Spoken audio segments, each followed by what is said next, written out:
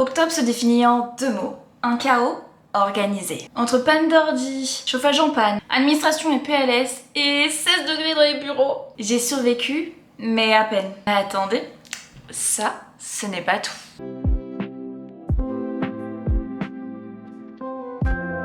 En vrai, le mois a commencé très fort puisque j'ai commencé avec un nouveau CDI, retour ici à Nice, mais aussi des nouveaux accès, ou plutôt la réactivation des accès qui ont bien pris longtemps et plein de bugs. La première semaine, il a été impossible de bosser, ok? À cause de ma désactivation-réactivation, plus rien ne marchait. Ordi en conflit, mail bloqué et tout le tralala. Bref, j'ai pas pu travailler de la semaine, c'était hyper frustrant. Et bien sûr, quand on fonctionne, et bien boum, les rapports trimestriels commencent. Donc il faut tout faire en 2 semaines, plus d'autres analyses, plus d'autres jobs. Horrible. Ça a été 3 semaines de rush total. Je peux enfin me détendre parce qu'on me demande encore plein de choses, mais ça reste moins stressant. Café à la main ou eau à la main, les yeux explosés, mais on a survécu. Malheureusement, j'ai toujours un point bloquant avec l'un de mes travaux et ça n'avance pas et j'ai l'impression de vraiment galérer comme ça, hein. C'est trop chiant parce que vraiment t'as pas l'impression de progresser, c'est juste horrible. Et comme si ça suffisait pas, et ben on a eu une semaine sans chauffage au boulot. Il faisait 16 degrés dans les bureaux et à 16 degrés tu as le droit de faire un droit de retrait et de coup de plus travailler parce que la minimum légale c'est je crois 20-21 et c'est une tolérance jusqu'à 18. En dessous de ça, t'as le droit de partir mon gars, t'as le droit de partir. Bref. J'étais dans les bureaux avec ma doudoune, un plaid, tellement que j'avais froid. J'aurais presque pris des gants, tellement que j'étais pas bien. Et pendant ce temps, autre surprise. Eh oui, je ne suis plus à la sécurité sociale, je ne suis plus aux impôts, je ne suis plus rien, tout est bloqué. C'est génial, non ? J'ai dû refaire tous mes papiers pour la sécurité sociale, pour ma mutuelle. Et certains, tels que les impôts, c'est toujours pas fini, puisqu'en fait, ils m'ont bloqué mon compte. Et soi-disant, j'ai reçu un code que je n'ai jamais reçu par la poste. C'est super, non? Du coup, il faut que je trouve une matinée pour dire d'y aller. Parce que oui, les impôts, bien évidemment, comme toute l'administration française, ça travaille que le matin de 8h30 à midi.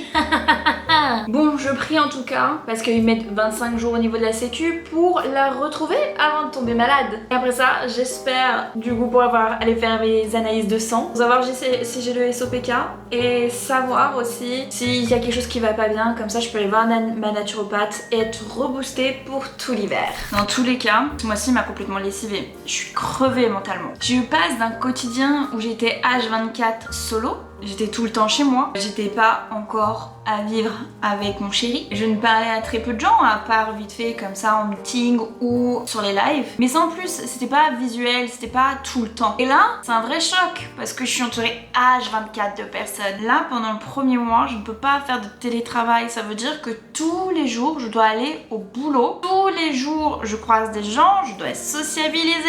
Le soir, je rentre, il y a mon chéri, donc même si c'est pas tout à fait pareil que d'autres personnes, je sociabilise encore. Et après, on sort. Ou alors le week-end, on sort. Bref, je n'arrête jamais de voir des gens et là, j'en peux plus. J'en peux plus. J'adore mon travail, j'adore mon chéri, j'adore mes amis. Et je suis à 2 doigts d'exploser en fait. J'ai très envie de mettre un panneau pause juste pour pouvoir se recharger. Du coup, j'essaie de m'écouter un petit peu. Quand mon chéri veut sortir, je lui dis pas ce soir, vas-y toi. Je t'emmène aussi si tu veux. Mais par contre, moi, je reste tranquille à la maison. Voilà, je reste seule, je fais mes petits trucs, je m'écoute, je lis, je dessine. Bref, des trucs qui me font du bien et qui me ressourcent. J'ai aussi essayé de reprendre le pilates. Alors, j'y arrive pas toutes les semaines, j'arrive pas à faire les 3 fois par semaine et pourtant, c'est pas tant que ça. Mais c'est juste qu'en ce moment, je suis tellement fatiguée avec tout ce qui se passe et mentalement que j'ai aussi beaucoup de mal. Alors que ça fait énormément de bien.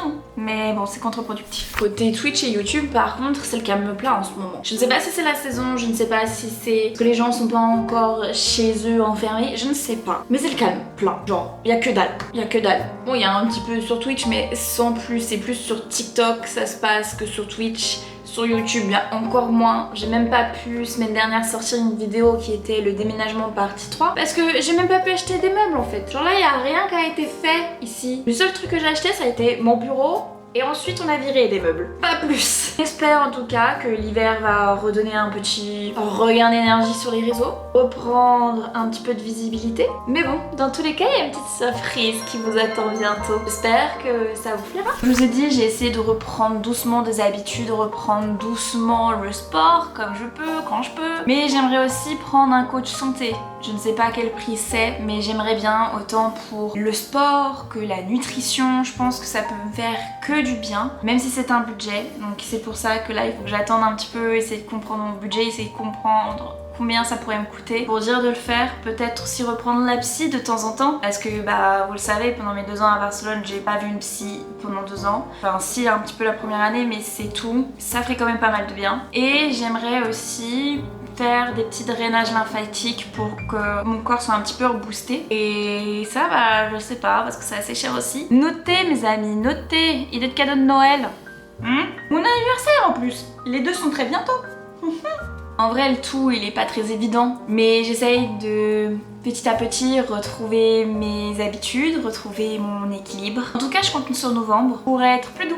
Mais même si je vais devoir retourner à Grenoble pendant une semaine pour la 2e session de ma formation, dans tous les cas, j'espère qu'il sera plus chill parce que là, le mois d'octobre, j'en peux plus.